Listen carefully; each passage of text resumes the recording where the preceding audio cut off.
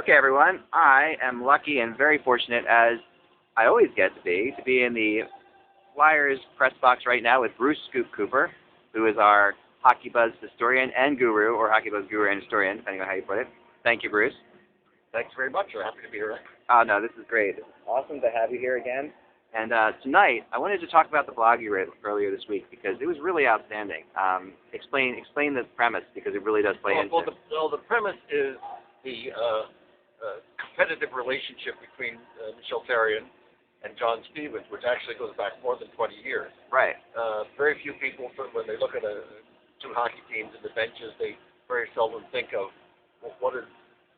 how are these people on these benches and in the game met before, because they've been in hockey for a long period of time. Actually, this goes back to when John Stevens was a rookie with the Hershey Bears, a 20-year-old rookie defenseman, 84, 85, I think, or 85, 86. Yep. And Michel Therrien was a 23-year-old defenseman on the Baltimore Skipjacks, which was Hershey's biggest rivalry. Sure. And so they played against each other for a year. The two teams played each other 10 or 12 times, I can't remember, but they would have played each other then. And then that's 84, so you're looking at, what, 30, 22 years. 22 years. Yeah, 22 years. 24 years ago. Right. Mm-hmm. So Therrien retired shortly thereafter and went on to coach in Laval and Montreal and so forth. John continued playing and finished up playing with the Phantoms. He was the captain of the first Phantoms Calder Cup team. Right. Suffered an eye injury, retired, became an assistant coach with Bill Barber, then a head coach for 6 years there. Okay. Won the Calder Cup, and then he came to the Flyers. In 2004, Michel Therrien took over as coach of the Wilkes-Barre Scranton Penguins, which was one of the big rivals of the Phantoms. Sure. They played 10 times a year. They just played now. Right. And they just played in the playoffs. And this is the third time they've played in the playoffs in 4 years. Right. So they played 10 times a year. It's a big rivalry. They played again in the playoffs that year, 6 games. So they played 16 times against each other that year. The Phantoms lost that round. Wilkes-Barre went on to the finals and lost to Milwaukee. Right. The next year, 2004-05, they played 10 times again. And then they again played in the second round of the playoffs. And this time the Phantoms won that series in 5 games. But there's an interesting thing about that series. And what is that interesting thing? The interesting thing is 3 years ago tonight, May 13th, 2005, is the last time that Michel Therrien and John Stevens met in this building in a playoff game. It was the 5th game of the second round of the Calder Cup. Okay. The Phantoms were up 3 games to 1. There was 12 minutes to go in the game. The Penguins were leading 4-1. So John Stevens pulled Niedermaki and put in Neil Little, who had the goalie in the first Calder Cup in 98. 98, right. And because they figured they were probably going to lose the game, they were going to play the next night in Wilkes-Barre. He wanted to rest it up. Interesting. With 12 minutes to go in the game, Josh Gratton, who was known far more for scoring with his fists in the net, scored a goal, made it 4-2. The goalie, by the way, was a fellow named Andy Chiodo. Marc-Andre Fleury was the backup goalie because he was a rookie then, even though he played 54 games that season. Right. With Wilkes-Barre Scranton, he had a terrible playoff. He only appeared in 2 games and then mopped up the third game. Yeah, the Phantoms really got to him. I was at one of those games. And he had a 4.5 goals against average. So right. Chiodo had played very well against the Flyers during the year. So this is pre-lockout. This is during lockout. This was the lockout year. This is the lockout year, right? So there were a lot of fans here, because this was the only hockey we had. This was the only, and all the games were played in this building. Right.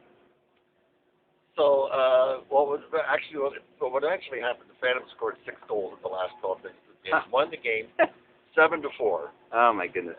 And won the series, and a month later, before a crowd of 20,103 in this building, won the Calder Cup against the Chicago Wolves. I was here with my daughter, sitting in section 202.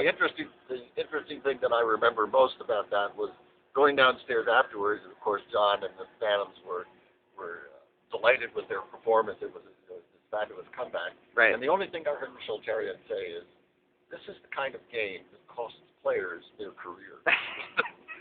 That's pretty intense. Which I thought was a really telling comment. That is something else. But This is probably the most. I mean, you've seen a lot of games in this building. Is that the biggest, most monumental? well, it's certainly the biggest comeback, and especially that late in the game. Yeah, sure. But there's another interesting thing about the two coaches and the two teams, and that is the year before the lockout, Pittsburgh only won 23 games and had 15 points and was dead last in the league.